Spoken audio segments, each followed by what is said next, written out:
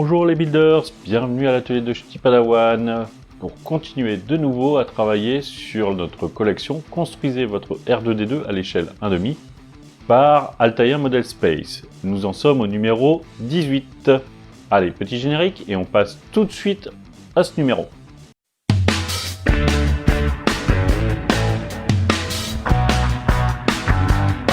Voyons voir les amis ce que nous avons dans ce fascicule numéro 18. Alors, cette fois-ci, dans la création de la galaxie, on nous parle du petit sage vert qui n'est autre que notre grand ami, le Jedi Yoda. Il nous explique que, en fait, pour concevoir le Yoda, ils ont en quelque sorte combiné un leprechaun, un troll et un gnome. C'est pas très gentil pour lui.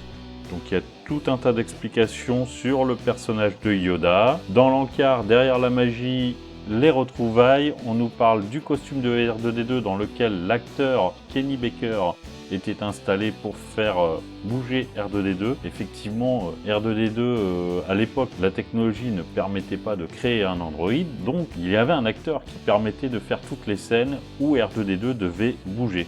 Donc ici, notamment, on voit les bots qui permettaient à l'acteur de faire avancer R2D2.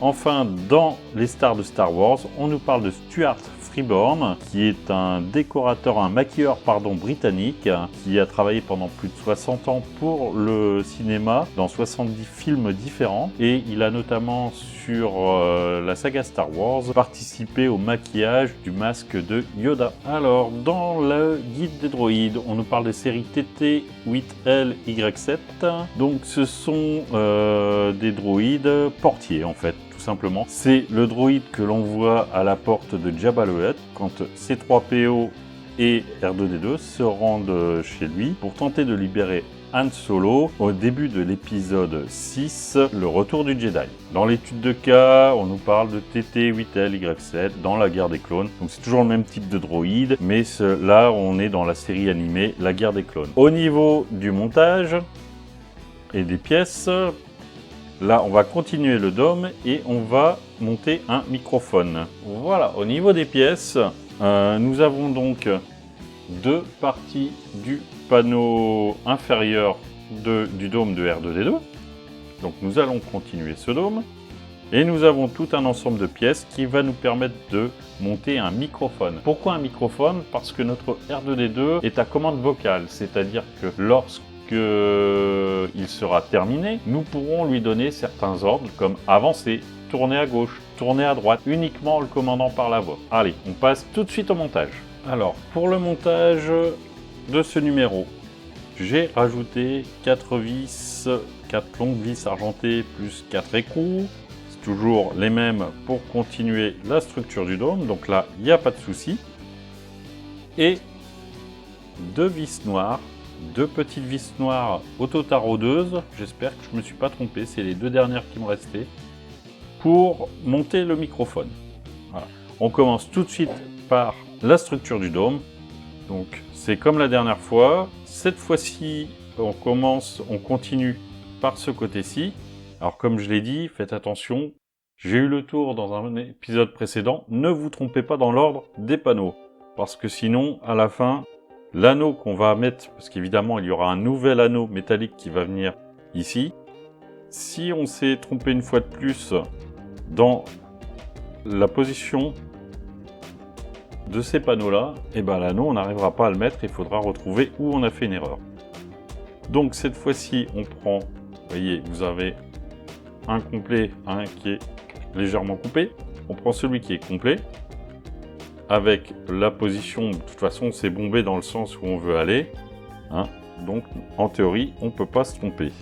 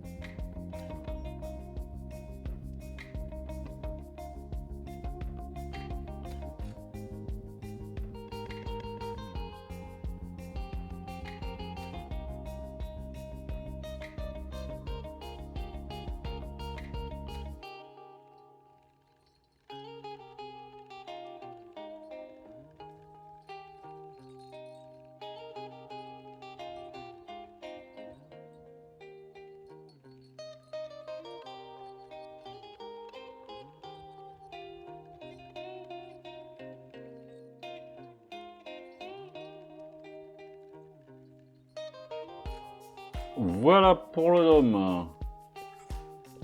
Hop, je vais le mettre dans ce sens-là, ce sera mieux pour vous. Donc, on a commencé par cette pièce-ci. Ensuite, on a mis dans le numéro précédent celle-ci. Et dans ce numéro-ci, les deux ici. Voilà. Donc, je le remets sur son socle. Et on passe tout de suite au micro. Donc déjà, nous allons passer donc, la connectique du micro à l'intérieur.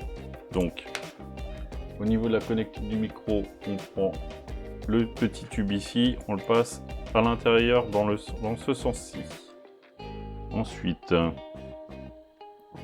le micro, il va venir se placer au-dessus de toute façon. De là, on lui prend la petite vitre ici, on le met au-dessus. Voilà. Et enfin, on prend cette partie-là que l'on vient mettre au-dessus. Alors, nous avons... Hop là, je vais essayer. Voilà. Nous avons ici deux trous. Faites bien attention à mettre la pièce bleue et la pièce grise avec les trous l'un en face de l'autre. Sinon, vous n'y arriverez jamais. Allez, on va voir si j'ai pris les bonnes vis.